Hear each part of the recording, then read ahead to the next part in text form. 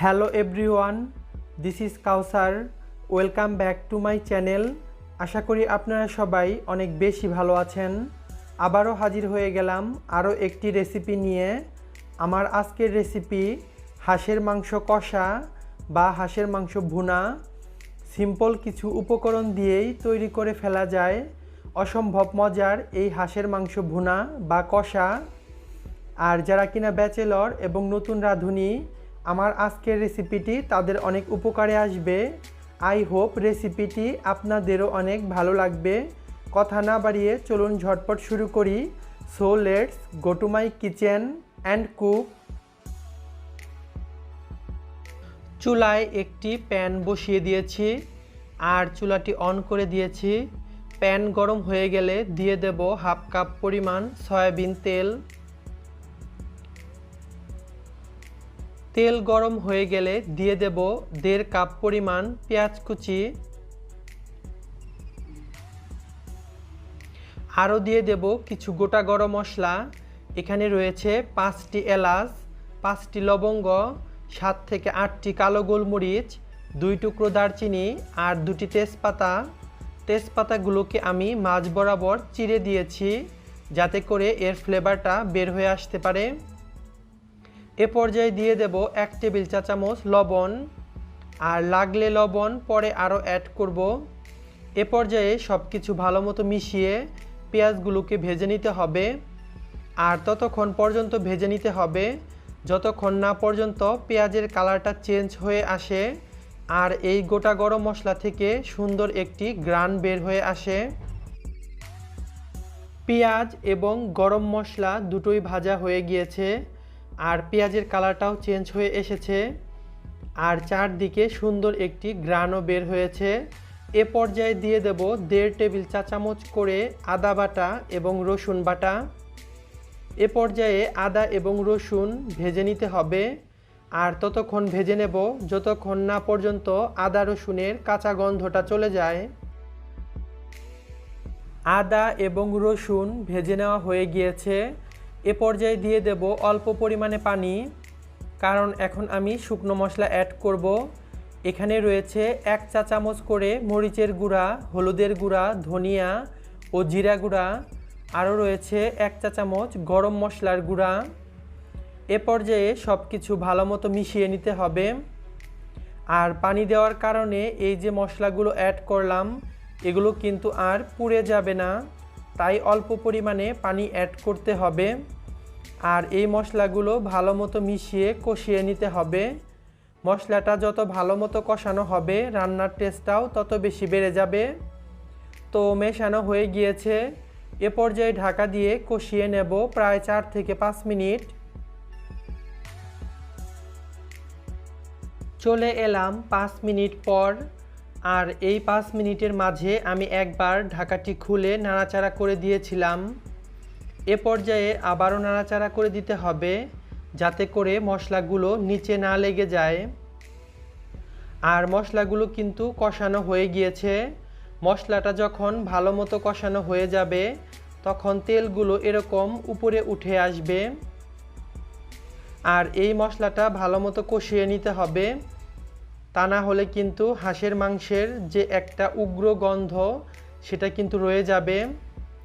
আর এখানে আমি নিয়েছি একটি মাঝারি সাইজের হাঁস। হাঁসটাকে আমি ভালো মতো কেটে পরিষ্কার করে ধুয়ে নিয়েছি। এ পর্যায়ে দিয়ে দিলাম হাঁসের মাংস। মাংস দেয়া হয়ে গিয়েছে। এ পর্যায়ে মাংসগুলোকে মশলার সাথে ভালো মতো মিশিয়ে নিতে হবে। আর এই কাজটা কিন্তু একটু সময় নিয়ে করতে হবে যাতে করে মশলাগুলো মাংসের ভেতরে ভেতরে ঢুকে যায়। আর এই মশলাটা যত ভালো মতো মাংসের ভেতরে ঢুকবে মাংসটা খেতে তত বেশি টেস্টি হবে। মেশানো হয়ে গিয়েছে। এ পর্যায়ে ঢাকা দিয়ে মাংসটাকে কষিয়ে নেব প্রায় 7 থেকে 8 মিনিট। চলে এলাম 7 মিনিট পর, আর মাংস থেকে অনেকটা পানি উঠে এসেছে। এই পানিতেই মাংসটা ভালো মতো কষানো হয়ে যাবে। এখানে কিন্তু এক্সট্রা করে কোনো পানি দিতে হবে না। এ পর্যায়ে আবারও নাড়াচাড়া করে দিতে হবে যাতে নিচে থেকে না লেগে যায়। আর মাংসটাকে সময় নিয়ে স্টেপ বাই স্টেপ কষিয়ে নিতে হবে, তাহলে মাংসটার টেস্ট অনেক ভালো আসবে। এ পর্যায়ে আবারও ঢাকা দিয়ে কষিয়ে নেব প্রায় 4 থেকে 5 মিনিট।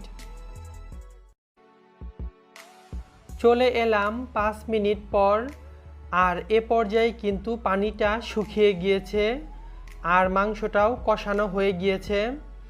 যখন মাংসগুলো কষানো হয়ে যাবে তখন তেলগুলো এরকম উপরে উঠে আসবে। এ পর্যায়ে আবারও নাড়াচাড়া করে দিতে হবে যাতে নিচে থেকে না লেগে যায়। এ পর্যায়ে দিয়ে দেব হাফ কাপ পরিমাণ আস্ত রসুন কোয়া। আর এইভাবে আস্ত রসুন দিলে হাঁসের মাংস খেতে অনেক ভালো লাগে, আর আপনারা না চাইলে এটি স্কিপ করতে পারেন।